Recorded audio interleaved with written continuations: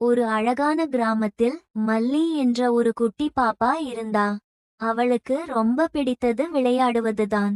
தினமும் காலையில் எழுந்ததும் கிராமத்தைச் சுற்றியுள்ள பூக்களுடன் பேசுவாள், வண்ணத்துப் பூச்சிகளை பிடித்து விளையாடுவாள், கிளியுடன் பாட்டு பாடுவாள். அவளுடைய உலகம் முழுவதும் குதூகலமும் மகிழ்ச்சியுமாய் இருந்தது. மல்லிக்கு கதை கேட்பது என்றால் கொள்ளை பிரியம்.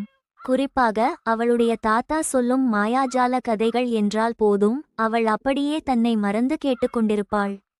அவளுடைய கிராமத்துக்கு பக்கத்தில் ஒரு பெரிய அடர்ந்த காடு இருந்தது.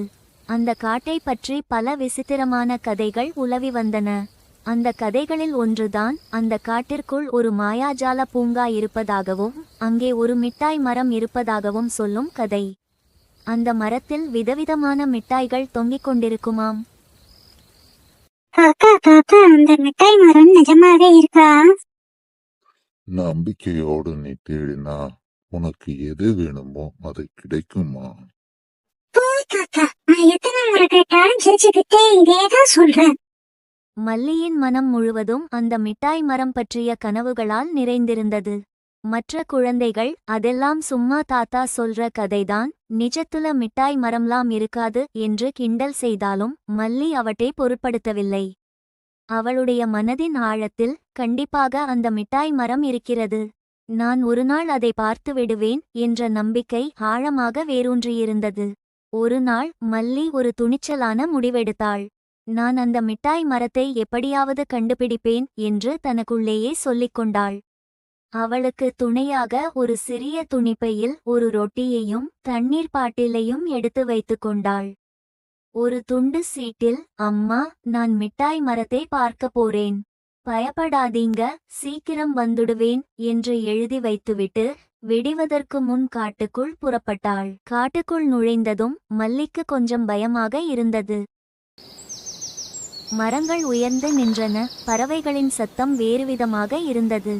ஆனால் அவளுடைய மனதின் ஆழத்தில் இருந்த அந்த நம்பிக்கை அவளை முன்னால் தள்ளியது. நான் பயப்பட மாட்டேன், நான் பயப்பட மாட்டேன். ஐயோ, பயமா இருக்கு. இல்லை இல்லை, நான் பயப்பட மாட்டேன். என் கனவை நான் நிச்சயம் வெல்வேன். நான் பயப்பட மாட்டேன். என் கனவை நான் நிச்சயம் வெல்வேன். எனக்கு வழி தெரியவில்லை. இப்பொழுது நான் என்ன செய்வது? எவ்வளவு பெரிய மரம்! அதில் யார் இருக்கிறார்? ஆந்தை. ஆந்தை, அவரிடம் உதவி கேட்கலாம். ஆந்தையாரே, எனக்கு உங்கள் உதவி வேண்டும், செய்வீர்களா? குட்டி பெண்ணே, இந்த அடர்ந்த காட்டிற்குள் ஏன் தனியாக வந்தாய்?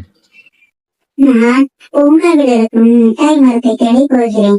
ஆனால் எனக்கு வழி தெரியவில்லை. மனம் எங்கு செல்கிறதோ அதுதான் சரியான வழி. ஆனால் அந்த வழியில் பயம் வரலாம். நீ என்ன செய்வாய்? நம்பிக்கை குறையாமல் தொடர்வதே உனக்கான பாதை. நான் பயந்தாலும் என் கனவை நோக்கி செல்வேன். எனக்கு நம்பிக்கை இருக்கு. நான் கண்டிப்பாக மிட்டாய் மரத்தை பார்ப்பேன். நன்று, உன் நம்பிக்கையே உனக்கு வழிகாட்டும். நேராக போ, ஒரு அழகிய நீரூற்று உனக்கு காட்டிருக்கும். நன்றி ஆந்தையாரே. ஆந்தைக்கு நன்றி சொல்லிவிட்டு ஆந்தை காட்டிய திசையில் நடந்தாள். அவளுக்கு கொஞ்சம் களைப்பாக இருந்தது, தாகமாகவும் இருந்தது. அப்போது மரங்களின் கிளைகளில் சில சிரிக்கும் அணில்கள் ஓடிக்கொண்டிருந்தன. அவை ஒரு சிறிய மரப்பொந்தில் இருந்து கொட்டைகளை எடுத்து ஒன்றோடு ஒன்று பகிர்ந்து கொண்டு மகிழ்ச்சியாக பாடிக்கொண்டிருந்தன. அணில்கள் மல்லியை பார்த்து, ஏய் குட்டி பாப்பா, ஏன் சோகமா இருக்க? உன்னை பார்த்தா களைப்பா இருக்கிற மாதிரி தெரியுது. நான் ரொம்ப தூரம் நடந்து விட்டேன். எனக்கு தாகமாக இருக்கிறது. மகிழ்ச்சி என்பது தனியாக இல்லை, அது எல்லோரும் சேர்ந்து வரும் ஒன்று. நாங்க குடிக்கிற இந்த தண்ணிய நீயும் குடி என்று சொல்லி ஒரு மறைவான சுனையிலிருந்து நீர் அருந்த காட்டின. மல்லி அந்த சுனையின் தூய்மையான நீரை குடித்து மகிழ்ந்தாள். நேராக போ, ஒரு மாயாஜால அருவி உனக்கு காத்திருக்கு, அங்கே ஒரு பாட்டு பாடணும் என்று சொல்லி ஒரு குட்டி மந்திர பாட்டை கற்றுக் கொடுத்தன. மல்லி அணில்களுக்கு நன்றி சொல்லிவிட்டு உற்சாகமாக நடந்தாள்.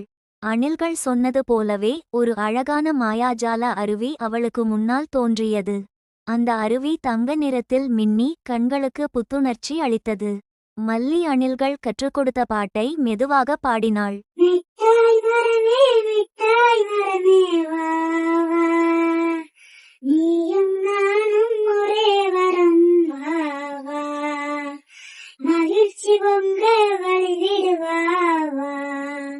என்ன ஆச்சரியம்! மல்லி பாடி முடித்ததும் அருவியின் நீர் விலகி ஒரு பிரகாசமான பாதை தோன்றியது. அந்த பாதை அவளை ஒரு அற்புதமான பூங்காவிற்குள் அழைத்துச் சென்றது. அதுதான் மாயாஜால பூங்கா. அங்கே வானவில் வண்ணங்களில் பூக்கள் பூத்திருந்தன. மரங்கள் உயர்ந்து நின்றன. ஆனால் எல்லாவற்றையும் விட அவளை ஆச்சரியப்படுத்தியது பூங்காவின் நடுவில் நின்றிருந்த அந்த பெரிய மிட்டாய் மரம்தான். அந்த மரத்தில் விதவிதமான மிட்டாய்கள் தொங்கிக் கொண்டிருந்தன. நட்சத்திர வடிவ சாக்லேட்கள், பளபளக்கும் லட்டுக்கள், ஜெல்லி மீன்கள், சாக்லேட் பிஸ்கட்கள், ஐஸ்கிரீம் மிட்டாய்கள், சுழலும் லாலிபாப்கள். மிட்டாய் மரத்தைச் சுற்றி ஒரு சாக்லேட் நதி ஓடிக்கொண்டிருந்தது. அதில் மிட்டாய் படகுகள் மிதந்தன. ஒரு பெரிய ஊஞ்சல் இருந்தது. அதில் உட்கார்ந்து வானத்தை தொடுவது போல விளையாடினாள். மல்லிக்கு சந்தோஷத்தில் துள்ளி குதிக்க வேண்டும் போல இருந்தது. அவளுடைய கண்கள் ஆச்சரியத்தில் அகல விரிந்தன. என் கனவு நிஜமாகிவிட்டது. என் நம்பிக்கை வீண் போகவில்லை என்று நினைத்தாள். அவள் ஆசையாக ஒவ்வொரு மிட்டாயையும் பறித்துச் சாப்பிட்டாள். ஒவ்வொரு மிட்டாயும் தனித்துவமான சுவையை கொண்டிருந்தது. மாலை நேரம் ஆனது. சூரியன் மறையத் தொடங்கியது.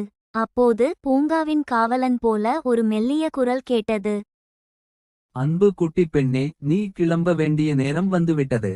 இந்த மாயாஜால பூங்கா உனக்கு கிடைத்த ஒரு பரிசு. இங்கிருக்கும் எந்த பொருளையும் நீ வீட்டுக்கு எடுத்துச் செல்லலாம். ஆனால் உன்னுடன் ஒரே ஒரு மிட்டாயை மட்டுமே எடுத்துச் செல்ல முடியும்.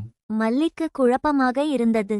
எல்லா மிட்டாய்களும் அழகாக இருந்தன, சுவையாக இருந்தன. எதை எடுத்துச் செல்வது?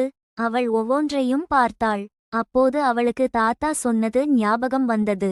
நம்பிக்கையோடு நீ தேடினா உனக்கு எது வேணுமோ அது கிடைக்கும்மா. இன்று அவள் மிட்டாய் மரத்தை பார்த்தாள், அதை அடைந்தாள்.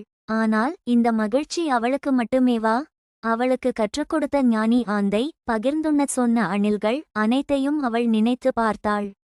உண்மையான மகிழ்ச்சி என்பது தனக்காக மட்டும் கிடைப்பது அல்ல, கிடைத்ததை பிறருடன் பகிர்ந்து கொள்வதுதான் என்று அவளுக்கு புரிந்தது. இது அம்மாவுக்கு ரொம்ப பிடிக்கும். இந்த சாக்லேட் லட்டுவை அவங்க சாப்பிட்டா ரொம்ப சந்தோஷப்படுவாங்க என்று நினைத்து மிகுந்த மகிழ்ச்சியுடன் எடுத்துக்கொண்டாள். பூங்கா காட்டிய வழியே திரும்பி வந்தாள். அவளுடைய மனம் அமைதியாகவும் ஆனந்தமாகவும் இருந்தது. அவள் வீட்டுக்கு வந்ததும் அம்மா அவளை கட்டிக்கொண்டு அழுதார்கள். எங்கே போயிட்டம்மா? ரொம்ப பயந்துட்டோம் என்றார்கள். அம்மா, நான் மாயாஜால பூங்காவுக்கு போனேன் அம்மா. அங்க மிட்டாய் மரம் இருக்கு. அது எல்லாம் கனவா இருக்குமா? மல்லி தன் கையில் வைத்திருந்த பெரிய சாக்லேட் லட்டுவை அம்மாவிற்கு காட்டினாள். இங்க பாருங்க அம்மா, இது கனவு இல்லை, இது நிஜம். அம்மா லட்டுவை பார்த்து ஆச்சரியப்பட்டார்கள். அந்த சாக்லேட் லட்டு மிகவும் சுவையாக இருந்தது. இருவரும் சேர்ந்து அந்த லட்டுவை சாப்பிட்டார்கள். அன்று முதல் மல்லி தன் கிராமத்தில் ஒரு கதையாக மாறினாள். அவள் எல்லோரிடமும் இப்படிச் சொல்ல ஆரம்பித்தாள்.